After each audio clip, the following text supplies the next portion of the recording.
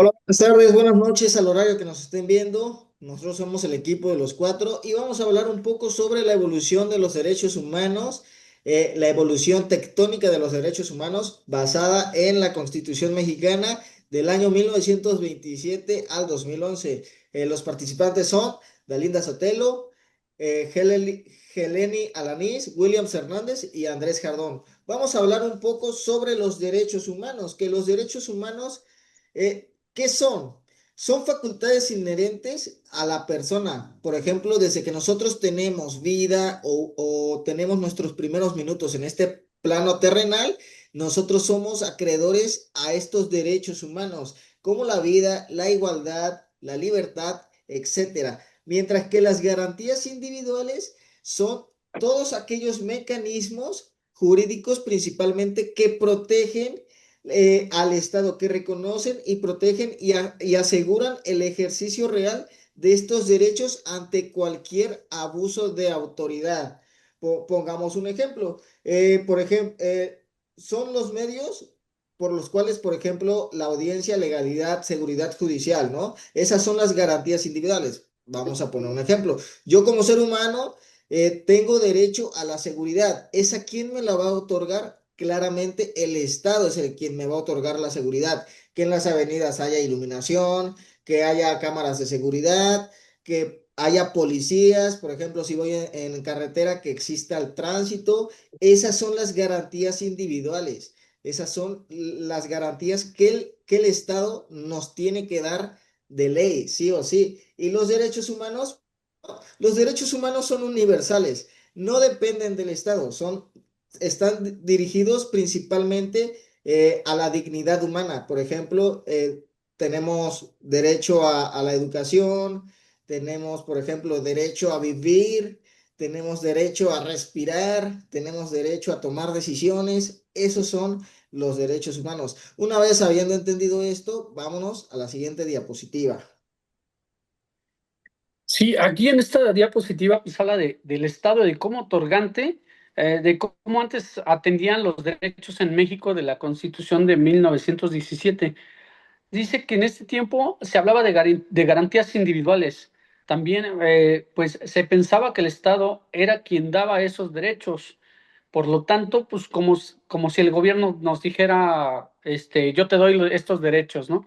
Entonces esto generaba un problema, porque si el Estado te los daba, entonces, pues parecía que también te los quitaba, te los podía quitar.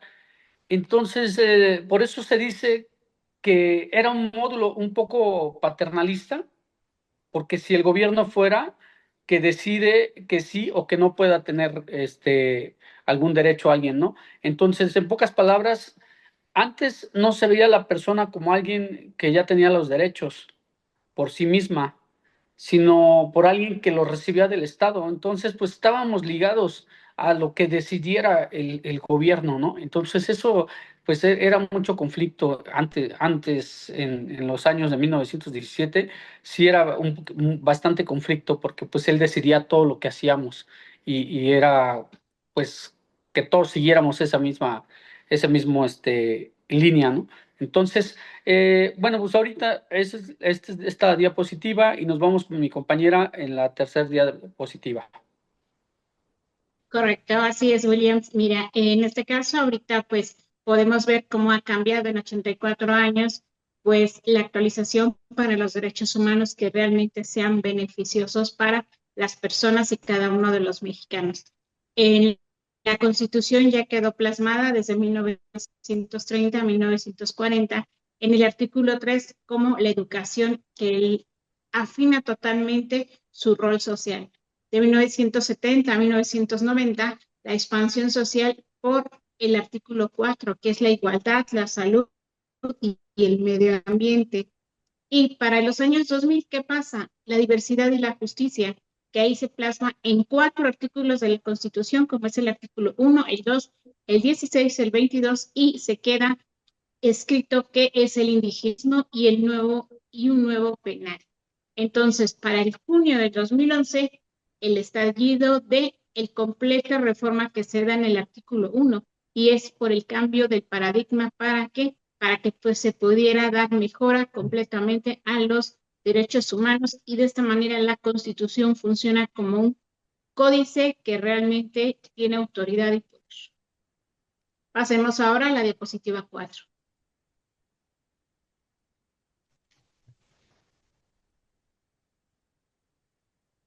Hola, buenas noches. Gracias, compañera Helen. A mí me tocó un artículo de lo más conocido, ¿sí? ¿Quién no en primaria recuerda haber estudiado el artículo tercero de la Constitución de nuestro país? El artículo tercero nos va a tratar sobre lo que es la educación.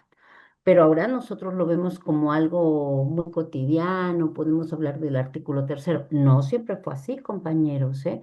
Déjenme les comento que si ustedes conocieron la etapa histórica en nuestro país de lo que fue la colonia y antes de lo que fue la independencia, justo, ¿no?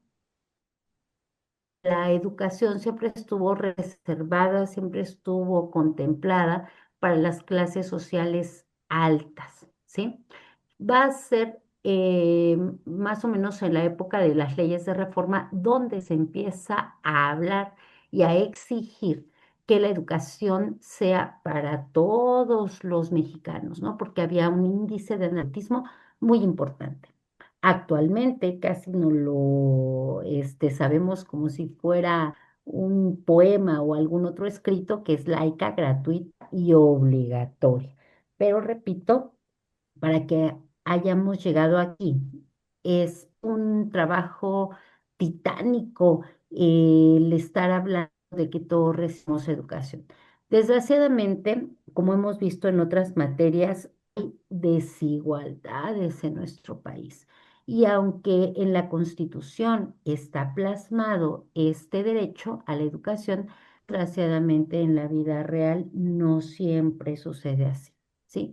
Vemos niños que no asisten a la escuela, incluso que no tienen acta de nacimiento, porque es uno de los requisitos que contempla el sistema educativo de nuestro país, tener un acta de nacimiento, tener ahora una CURP para poder inscribirse desde lo que es la educación preescolar, posteriormente primaria, secundaria, medio superior, superior e incluso un otro grado, ¿no? Como son los posgrados. Pero déjenme les cuento también que en otros países, tal como Pakistán, una de las mujeres de mayor impacto internacional, Malala Yousafzai, peleó hasta con su vida porque este derecho de la educación fuera otorgado a todas las niñas de su país, ¿no?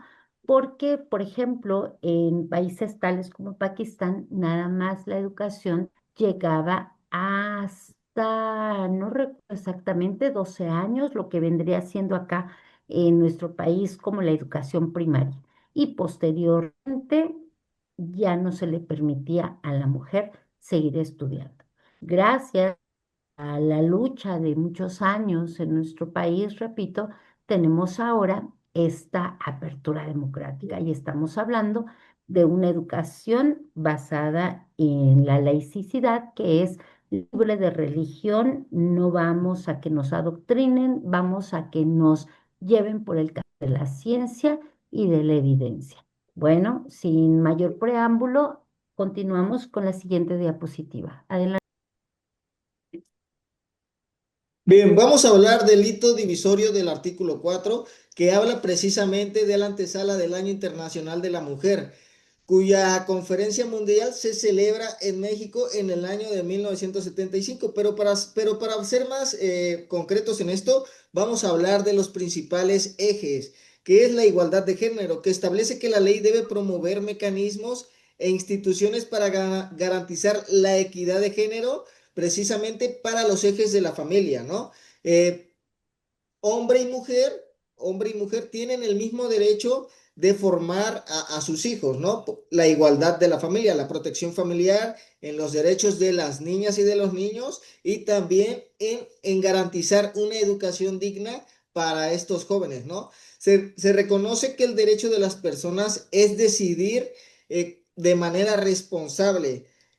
Esta reforma histórica, o bueno, la igualdad jurídica entre hombres y mujeres se incorporó formalmente en el artículo mediante la reforma de precisamente 1974. Una vez tenido en cuenta esto, vámonos con la siguiente diapositiva.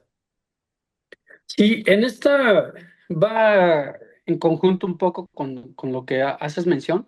En esta diapositiva se explica cómo fueron aumentando los derechos sociales en México y pues sí, fue una explosión de los derechos porque poco a poco se agregaron más derechos importantes. Como lo hiciste mención, compañero, en 1974 pues sí se reconoció la igualdad entre hombres y mujeres, ¿no? Entonces eso fue un paso muy importante y fue una, como lo dice, fue una explosión de derechos, ¿no? Y también en 1983 se incluyeron los derechos como la salud y la vivienda. Otra explosión que hubo, en 1999 se agregó el derecho al medio ambiente sano. Muchos de estos cambios también vienen de acuerdos internacionales que firmó México. En pocas palabras, pues cada vez fueron reconociendo más derechos para mejorar la vida de las personas, de cada uno, ¿no? Entonces, estos son los derechos que hicieron en ese momento y y bueno, vamos a pasar a la siguiente diapositiva para que nos explique nuestra compañera. Correcto, muy bien. Sí, efectivamente, realmente el reconocimiento de la diversidad en 2001 fue algo muy importante.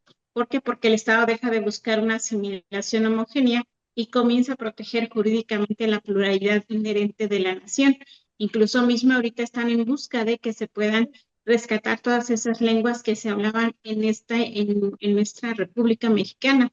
Y adicionado a eso, en el artículo 1 ingresa el totalmente nombramiento de antidiscriminación, que es la prohibición explícita de toda discriminación total motivada por el origen étnico, género, edad, discapacidades, religión, preferencias u opiniones. Pero no dejemos atrás el artículo 2, el indigenismo, que precisamente comentaba que ahorita se está buscando rescatar todas esas lenguas, es la reconfiguración de la profunda tras la fuerte resistencia legislativa y se reconoce la libre determinación de la autonomía y la composición pluricultural sustentada en pueblos indígenas. Realmente es un trabajo arduo que se tiene que hacer y que pues realmente México lo puede proponer con buenas políticas jurídicas. Pasemos a la siguiente diapositiva, por favor. Gracias, compañera. Vamos a pasar esta diapositiva. A mí me encanta.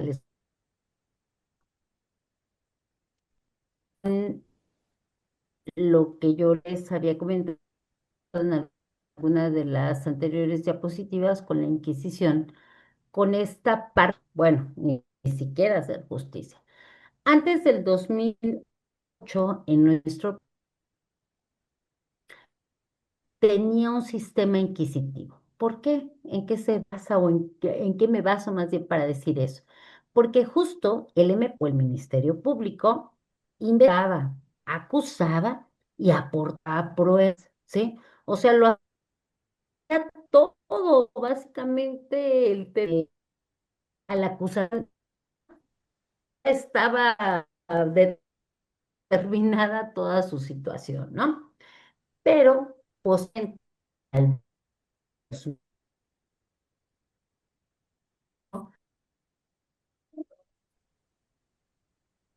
vemos del sistema acusatorio. El Ministerio Público ya nada más va a investigar, a determinar todo.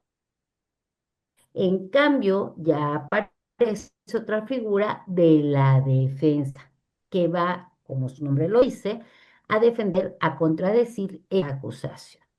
Y la figura del juez va a actuar como un árbitro imparcial. Esto es un cambio muy importante, compañeros, porque aquí vamos a observar que justo la inserción de los derechos humanos va a estar presente en su totalidad. ¿A qué me refiero con presente en su totalidad? Que básicamente va a haber mayor una presunción de inocencia explícita, ¿sí? Muchos repetimos comúnmente que somos inocentes hasta que no se demuestre lo contrario. Y justo esto viene a suceder al 2008 con un sistema acusatorio y garantista. ¿Garantista de qué? De una protección, en este caso, de la persona acusada, ¿sí? Se tiene que formar toda una carpeta de investigación, se tiene que demostrar con evidencia que efectivamente es culpable. Ahora sí, compañeros, pasemos a la siguiente diapositiva, por favor.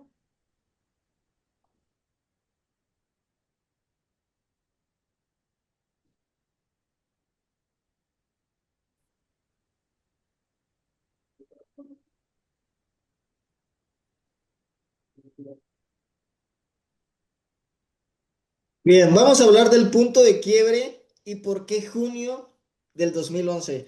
Bien, para hablar un poco de ello, vamos a abordar la Constitución de 1917, que precisamente ha sido la columna vertebral del orden jurídico mexicano en los últimos años, sumando más de 250 reformas para adaptarse a los cambios sociales a lo largo, pues, de los años, ¿no?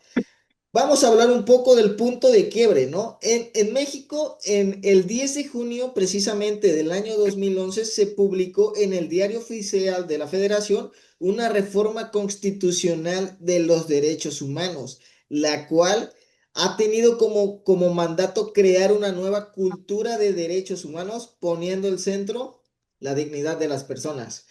Estas incluyeron un mayor respeto a los derechos humanos, los derechos a una propiedad, a la reforma agraria, las reformas educativas, las leyes laborales. Aquí se implementó precisamente las leyes que protegen a los trabajadores, que les dan un horario digno, un horario de 8 horas, que ahorita se está peleando. Ahorita actualmente tenemos un ejemplo que ha habido y está habiendo un cambio en este apartado, que es la reforma de las 40 horas, ¿no? Que ahorita la presidenta, la Cámara de Diputados, bueno, quieren meter las 40 horas de manera paulatina, ¿no? Para que nosotros como trabajadores gocemos de esas 40 horas trabajadas a la semana, ¿no? Entonces, estas leyes han sido relacionadas en las más recientes reformas, y esto garantiza el fortalecimiento del Estado, garantizan una reforma política, garantizan una educación y garantizan los derechos laborales, además de una innovación social. Entonces, para tener claro esto, la Constitución de 1917 como tal, podríamos decir que no se ha ido, porque ha sido la columna vertebral de de muchas reformas que han tenido un cambio, pues, en lo que conocemos como la actualidad. Ahora vámonos a la siguiente diapositiva. Sí, claro, como lo hacen mención, es la gran, como dicen, la gran reforma de garantías de derechos humanos. En esta diapositiva se explica un cambio muy importante en México. Antes de la Constitución se decía que el Estado otorgaba garantías, ¿no? Otorgaba garantías, o sea, parecía que el gobierno pues, daba estos derechos, pero después de la reforma del 2011, esto cambia, porque ahora se reconoce a todas las personas que ya tienen derechos humanos, por muy simple que sea, ¿no? Hecho por personas. Y es decir, esto lo reconoce por decir, no respeta, es para todo la gente, ¿no? Porque al final de cuentas ya existe un gobierno para cumplirlos y es como por decir, a personas que hayan cometido algún delito o algo que hayan hecho mal, pues ahí está derechos humanos, ¿no? Entonces, esta reforma pues nos viene a proteger, entre comillas, pues a todos, ¿no? Así sea bueno, sea malo, sea cualquier tipo de religión, de todos modos, ahí entra esta gran reforma en el 2011 de los derechos humanos, que así te hayas cometido algún delito, pues te cobijan de cierta manera, ¿no? Entonces es bien importante, pues, tener esa gran reforma en 2011 para, pues, poder respaldarnos para toda la gente que sepa, y a lo mejor no para hacer maldades, ¿no? Pero sí para respaldarnos y decir, ¿sabes qué? Tengo mi derecho. Y como lo hacías mención, compañero, también en los horarios, en los trabajos, en cualquier índole que sea derechos humanos, pues sí es bien importante esto, ¿no? Entonces pasemos a la siguiente, con mi compañera, a la siguiente diapositiva. Efectivamente, Williams, realmente el tema de los derechos humanos y la Constitución tuvo un gran auge y se trabajó más de lleno en el último tercio del siglo XX. Entonces, ¿para qué? Para que la supremacía constitucional se diera. Recordemos que la Constitución política era la primera dentro de, sin embargo, ahorita con la reforma entra ya también con los demás tratados internacionales el sistema interamericano y el universal de los derechos humanos. Entonces, en este caso, México deja ratificado internacionalmente que se queda al mismo nivel nuestra constitución política y los tratados internacionales que respaldan los derechos humanos. Entonces, realmente nosotros podemos estar seguros que sí hay retos que enfrentar, pero que más adelante veremos. Y pasamos a la siguiente diapositiva con la compañera.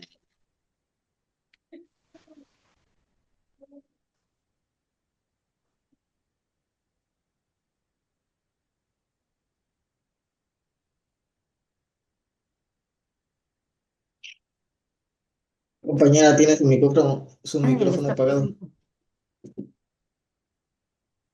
Hola, no. Sí, adelante, Hola, continúa. hola. Gracias, compañera Heleni. En esta preparación de este tema muy amplio, ustedes pueden ver. Y en esta diapositiva vamos a ver el de pro persona. En el 12,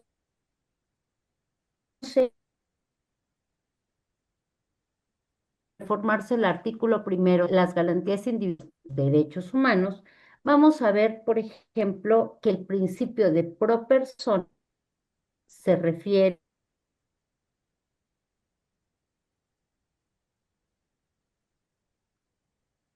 se hizo con la intención de y alienar el derecho mexicano en los tratados internacionales. Pues yo aquí me voy a permitir de es un 4, él es detenido, iba las crónicas o los diarios o la gente va con uno de sus hijos menor de edad, es detenido en un retén y lo privan de la libertad soldados. Eso nos habla en 1974, haciendo una desaparición forzada. Y básicamente esto tiene que ver con el inciso anteriormente explicado, que era corregir prácticas autoritarias del pasado, donde las correcciones policíacas tenían como eh, ese deber de detener a las personas, sino también calidad de desaparecidas, ¿no? Lo buscaron por años y nunca lo encontraron. Posteriormente, No, se siente lo regaño. en 2009, la Corte Interamericana de Derechos Humanos, emitió una sentencia en contra del Estado mexicano y la emitió por la desaparición forzada de Rosendo Reyes. Compañeros, eh, ustedes pueden revisar en la parte justo de estas opciones, se van a encontrar que quedó mucho en la llamada guerra sucia en nuestro país, más o menos por los años 70. Muy bien, vamos a continuar con la siguiente diapositiva, compañero. Perdón.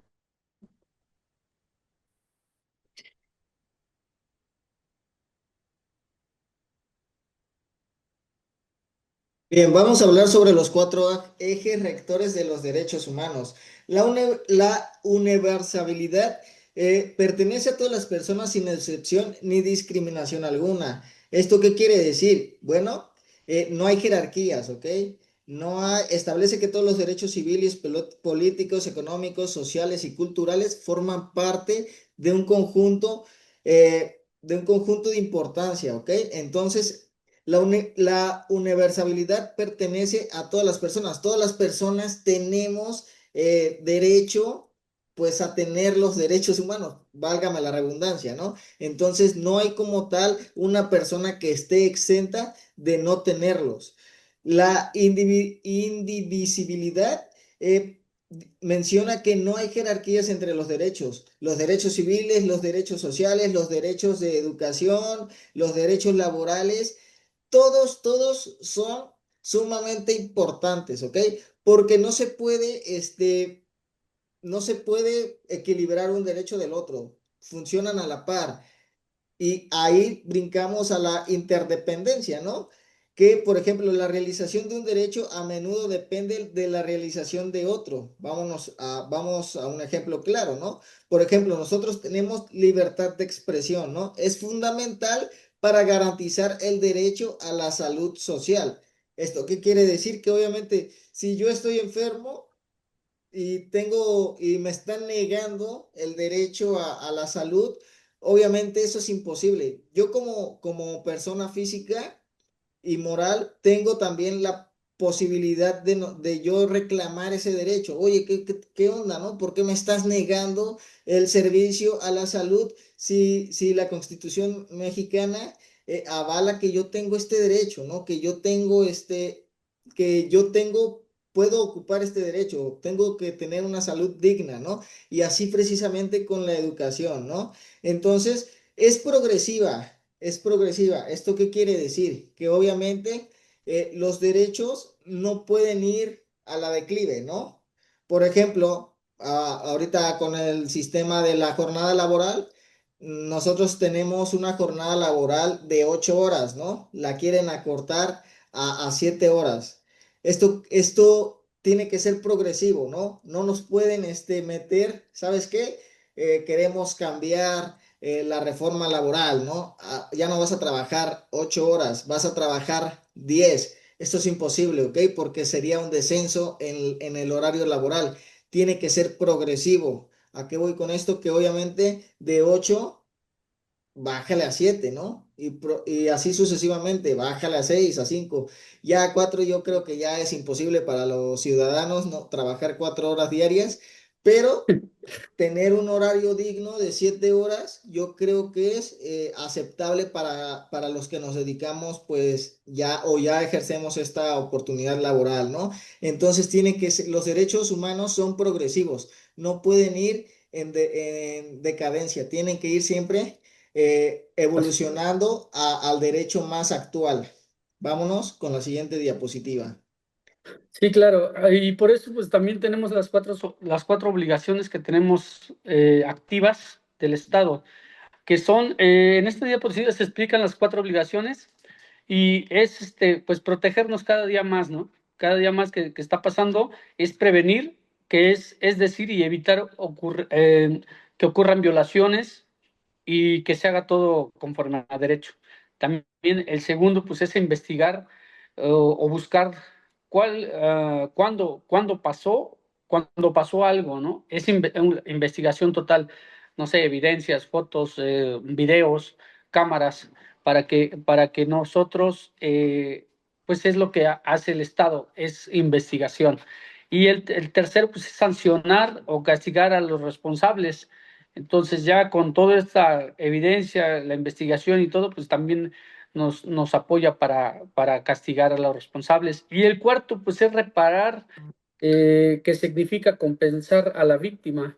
Entonces, pues esto además con la reforma al amparo, ahora las personas pueden defenderse mejor. incluso cuando la autoridad no actúa. Pues a veces, en pocas palabras, esto debe el Estado debe evitar investigar, castigar y reparar, pues cualquier violación a estos derechos humanos. Entonces, pues es lo que son las cuatro obligaciones activas del Estado, las cuatro obligaciones activas, y pues bueno, es prevenir, investigar, sancionar y reparar, es lo que nos está haciendo mención esta diapositiva. Y bueno, esto, pasamos a la siguiente diapositiva con mi compañera Hel. Precisamente, pues sí, vamos a hacer una síntesis de qué, del Estado de Derecho que conforma estos derechos humanos hoy en día. En este caso, hasta antes del 2011, ¿qué pasaba? Solamente se manejaban como garantías otorgadas por el Estado, se tenía un principio que fue desde 1917, era estricto, era jerárquico y se respetaba, nada más, y se pasaba por alto muchísimas cosas. Hoy en día se establece ya como derechos humanos reconocidos a la persona individual, tiene bloque de constitucionalidad, constitución y tratados, como ya hemos visto, el principio pro persona a protección más amplia y el promover, proteger, garantizar activamente a cada una de las personas por sus derechos humanos. Sin lugar a dudas, hoy en día sí ha mejorado los derechos humanos en México. ¿Tiene retos que enfrentar? Sí, pero eso va a ir con excelentes políticas que se vayan manejando desde el Estado para emanarlas a cada uno de los derechos humanos. Pasemos a la siguiente diapositiva, por favor.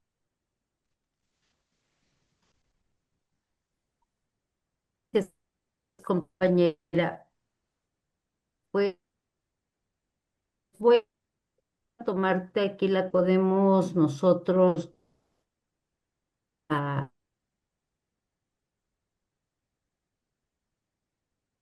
en esta conclusión, por ejemplo, artículo tercero, acceso a la misma. En esta última diapositiva los queremos invitar a que siempre o procuren en su totalidad dar búsqueda de información a sitios validados. ¿Qué es un sitio validado? Bueno, aquello que, como nosotros estamos presentando, tal como la página de la Comisión Nacional de los Derechos Humanos, como la página del INEGI, donde podemos encontrar estadísticas de diferentes variables en nuestro país, estadísticas de acceso a educación, estadísticas de acceso a y también podemos encontrar tratados internacionales de derechos humanos, tal como la Corte Interamericana de Derechos Humanos, etc. Bueno, les queremos agradecer por escucharnos y vernos puntualmente.